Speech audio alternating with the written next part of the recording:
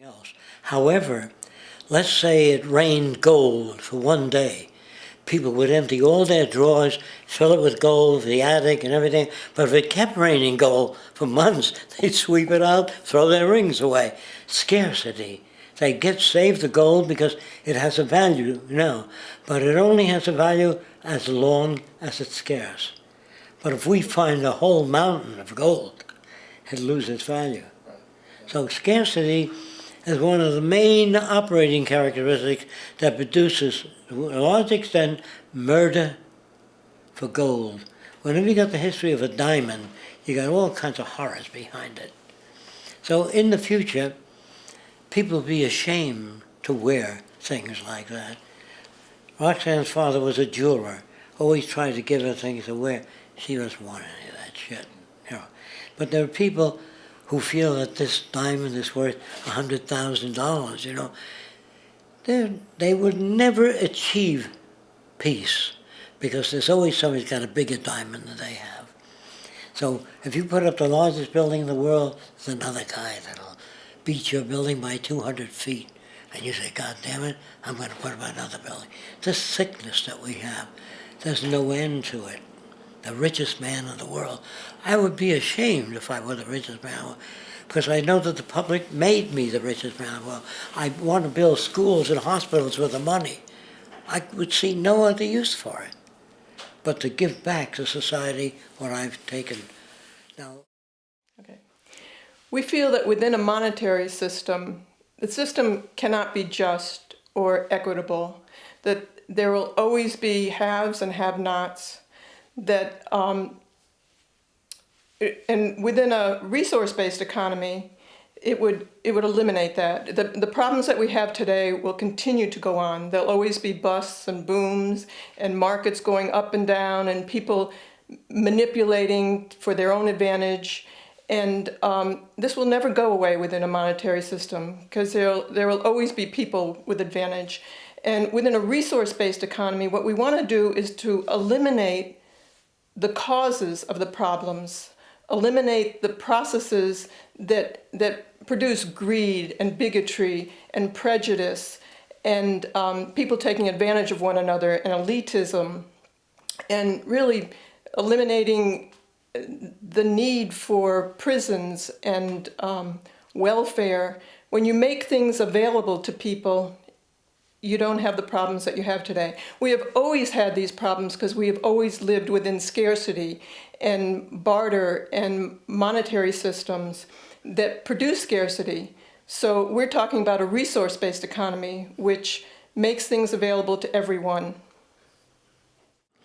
So I look at the system differently. I see a tough job ahead. It's not easy. And I see a lot of assassination and a lot of imprisonment and cops beating people that are good. And the cops not knowing any better. Because they've joined the police force, they believe they're upholding law and order. In their heads, they're doing the right thing. Whenever you're in trouble, you call a policeman. So all of these built-in systems are going to have to be surpassed. The only thing I can see that's really negative of this system that we talk about, a resource-based economy, is getting from here to there.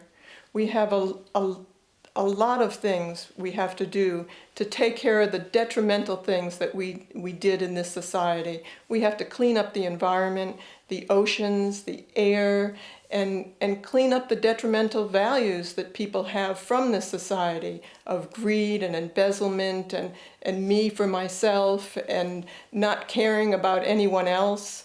So the hardest thing will be, that's what the problems will be for sociologists and people who care about other people, to change values and to start afresh from children to care for others and take care of the earth.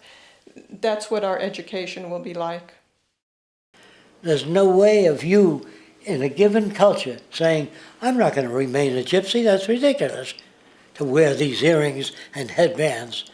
And if you walk over to Seminole Indians and you say, dancing around a fire, la la la la la, Iroquois, any other, that's ridiculous. The Indians, that's a hell of a good point.